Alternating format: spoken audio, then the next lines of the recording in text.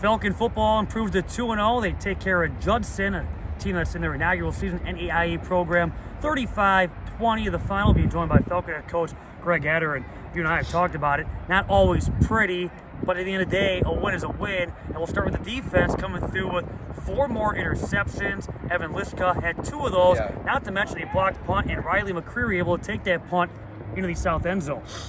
Well, like you said, I mean, it wasn't a pretty win, but our guys found a way to make one more play in the football game than they did.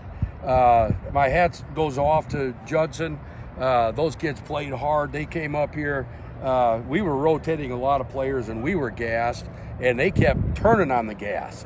So I want to thank them for playing. They got a great thing going, but I'm very proud of being 2-0. Understand we got a lot of stuff that we have to clean up. I should mention, too, defensively, kept Judson off the scoreboard that entire second half. How about from a penalty standpoint, especially early on, a number of penalties in that a sloppy first quarter, but I felt, okay, maybe a couple of penalties here and there. That got better as the game wore on. Well, we tried to preach play penalty-free. We've taken pride in the fact that we've been one of the least penalized teams in the conference over the last couple of years. And that's something that is, we're not going to be consistent winners if we don't clean up those penalties. And again, our guys, all players are going to say, hey, I didn't hold him, or I didn't do this, or I didn't do that. But the bottom line is we got called for it. So it's our job, my job as a head coach, our job as a coaching staff. We have to clean that up in all phases of our football team. Let me ask you again, offensively, what do you got to do to continue to find ways to move that ball, maybe sustain a drive? Longest scoring drive in this game was 3 minutes and 10 seconds, so a lot of pressure put back on that defense. Well, first of all, Judson, they're an NAIA team.